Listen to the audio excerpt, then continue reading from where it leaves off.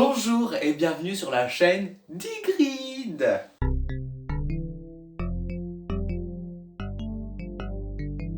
Alors aujourd'hui nous nous retrouvons pour une nouvelle vidéo tuto make-up. Je vais vous montrer, pour ceux qui n'ont pas forcément beaucoup d'argent, comment être magnifique et rayonnante.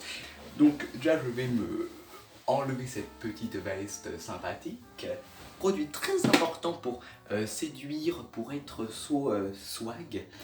Vous avez un rouge à lèvres et je vais me rendre sur un site qui s'appelle mademoiselle.com dans la rubrique Histoire de la beauté le 6 mai 2016.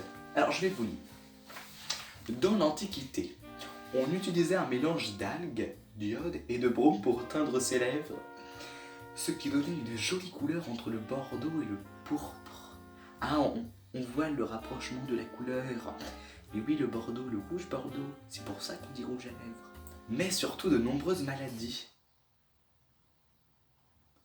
Déjà à l'époque...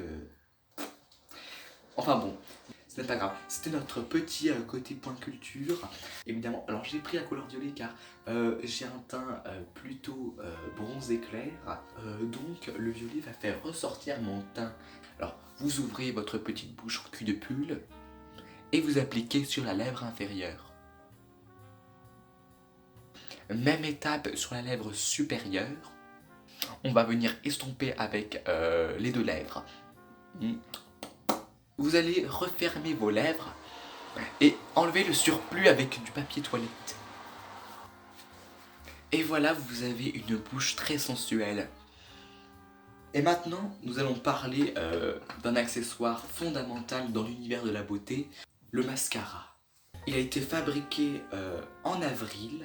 C'est un mascara volume certifié bio. Retrouvons notre petit point culture sur Histoire de la beauté. Virginie revient sur l'histoire de ce produit culte. Dans l'Antiquité, on recouvrait ses yeux, ses cils et ses sourcils d'une pâte à base de poudre d'antimoine.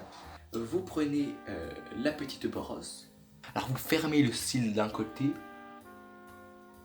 Et là vous avez un résultat impeccable. Vous le remontez vers le haut pour illuminer votre regard, car c'est ça qui est très joli chez les femmes. Ah hop. Et je trouve que ça fait très joli. N'hésitez surtout pas à enlever ici. Maintenant on va passer à notre quatrième objet de make-up. J'ai nommé le fond de teint.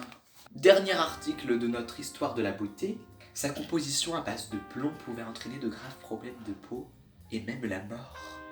Et au Moyen-Âge, les femmes sont tartinées allègrement l'épiderme comme du beurre. Enfin bon, vous prenez votre petite peau qui est toute sensible, toute cracra. On a vraiment un teint uniforme et ça me donne plutôt un côté printanier. C'est ça la mode. La mode, c'est contrasté avec les saisons. Appliquez aussi du blanc de cru sur le visage afin de lui donner un aspect lisse et sain. Et vous savez quoi, ça me donne une idée. Vous cassez votre œuf. Voilà. Nous séparons le jaune du blanc, regardez. Voilà. Ah, parfait. Et votre jaune, vous le mettez dans la coupelle, parce qu'il ne faut pas mélanger le jaune et l'œuf. Le jaune et le blanc. Vous avez votre blanc d'œuf, et vous allez en mettre, voilà. Et ça va pas sentir forcément bon, hein. Moi, l'œuf, je connais des trucs qui sentent meilleurs. En plus, ce pinceau, je l'ai mal lavé, il sent la soupe. Alors, le mélange de deux, je ne vous dis pas, hein. On dirait que j'ai de la bave d'escargot sur le pif. Alors, hop. Voilà, alors moi je trouve ça vraiment très joli, séduisant, mais en même temps ça brille. Moi j'adore tout ce qui brille.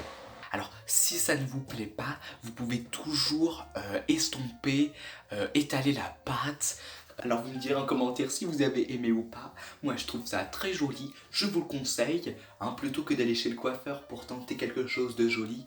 En tout cas, mon teint est très joli, mon rouge à lèvres est super joli, mon mascara impeccable, mon fond de teint uniforme et mon blanc d'œuf super. Le blanc d'œuf qui est facultatif mais très beau. On a l'impression de briller telle une étoile et moi ça j'aime. Vous pouvez aussi mettre du eyeliner sur le côté de vos yeux, ça fera très joli, mais là on n'a pas le temps et on n'a pas surtout les sous. Voilà, alors j'espère que tout ça vous aura bien plu. Mettez des commentaires, si possible positifs. Surtout pas de vulgarité, on le rappelle à chaque vidéo.